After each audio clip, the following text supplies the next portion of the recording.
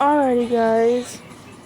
We're going to do Sigma Palace 3. Yeah, this is Sigma Palace 3. Reunion of Fingerbang, the boy band they formed way back in season 4. It had been nearly 20 years since their tragic falling out back in 2000, and man, is it great to see them again. Even though the Chinese censors are loving it, Stan interrupts their performance because he knows he can't do it. He doesn't want to sell his soul for China's sake. He can see what pandering to China is doing to the industry, and he's not willing to participate in it, even if it means missing out on the Chinese market. Oh, this part's gonna be so easy.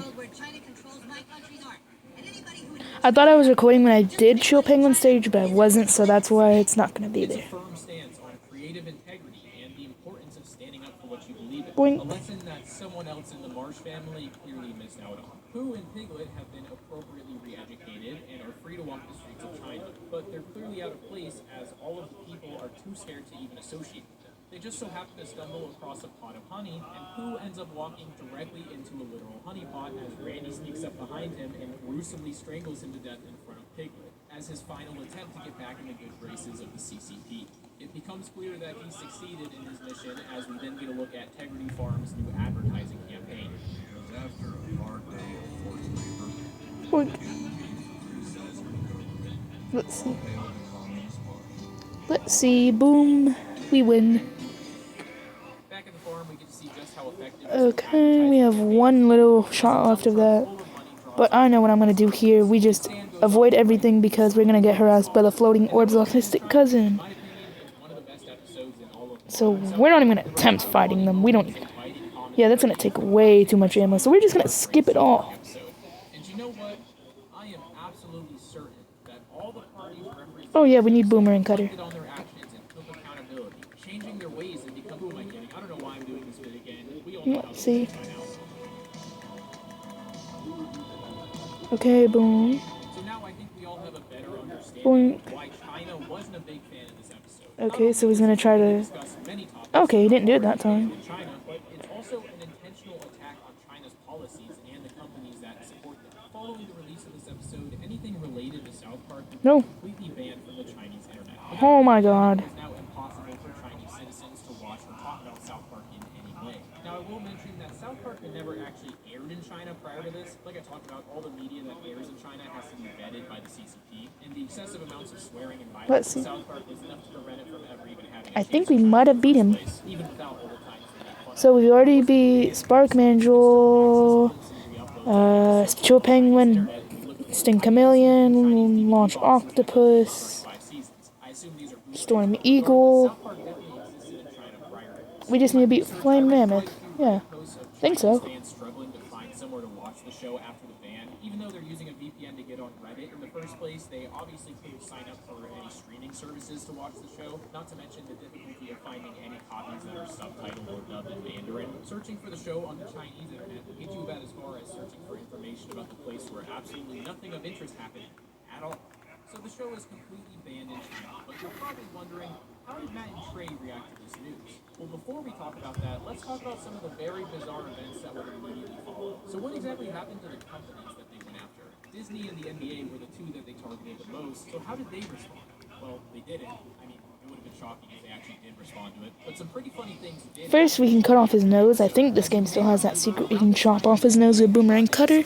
That way he can't shoot oil. Investing in the Chinese market for years before this, and basketball was incredibly popular. Yep, we can. At the time, China made up for at least 10% of their total revenue, and it was expected to be much more. Now he literally can't shoot oil at us. 2019, the general manager for the Rockets, Daryl Morey, made a tweet in support of Hong Kong, where large-scale protests against the Chinese government were currently taking place. Now, I'm not going to pretend to know anything about the politics of Hong Kong and China, but in my research, I did learn that Hong Kong has its own system of government distinct from China's, and China was basically trying to establish more of a presence in their government. That's super oversimplified, but that's pretty much what was going on. It just so happened Boink. that the NBA was hosting preseason games in China at Let's the time, see. and after this tweet, shit hit the fan. China refused to broadcast these preseason games, as well as refusing to broadcast any Okay, Rockets games. now we can move. All 11 Chinese sponsors in the NBA. Wait a second. Okay, so we're gonna need to get really annoying to counter their annoying. Condemning his stance. This even included his own players, with James Harden apologizing on his behalf. Okay. You love China, you love playing there. I know Coach Boom, we dodge. Usually we go there, once or twice a year. They show us the most important love. So, we appreciate that as a fan base, and we love everything, they're about, and we appreciate the support that they give us individually and as an organization. So I'm sure the locker room wasn't awkward at all after that. The NBA would then release their Oh, okay. We're already fighting Vile. Okay. So they changed that. Normally, the Vile fights on the first level. or the NBA, and that they have great respect for Chinese culture. When this statement did not go over well, they released another one backtracking a bit and claiming that they couldn't regulate what their employees would say and that there are, quote, consequences of freedom of speech. And they I already know what happens here. They also claim that I'm not gonna skip it though. What? Zero! You're harder to destroy than I thought.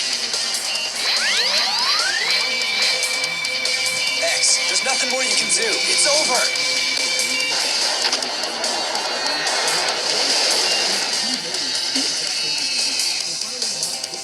Zero! Zero! Hope you're ready, X.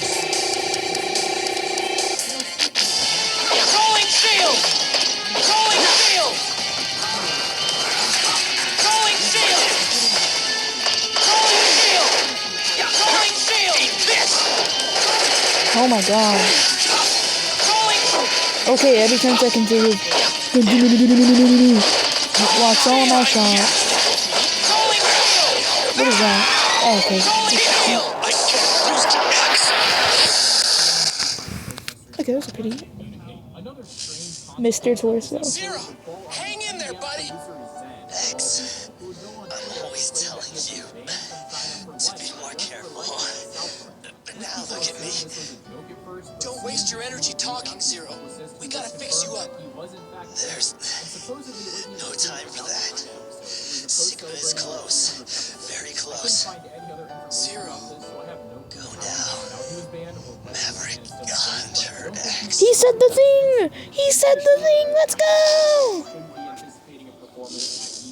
Oh, normally he turns to dust after this. Oh, nope, never mind, he's dead. Anyway. Wait, we have to fight Sigma immediately after this? Oh my.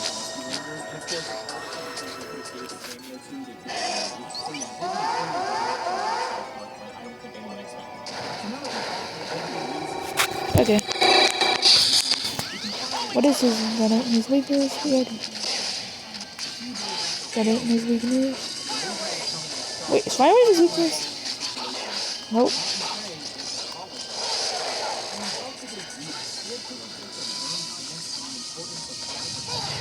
Wait, what is that? Okay, yeah, Boomerang could cut it.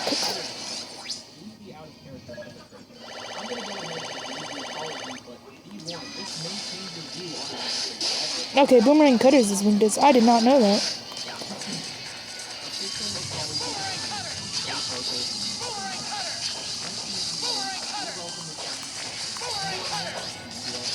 Okay, I don't. Yippee.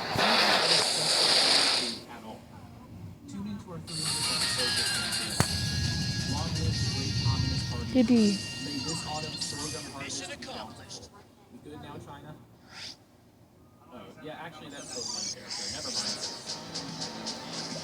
Anyways, guys, the next level is the last thing we're doing in this game for right now.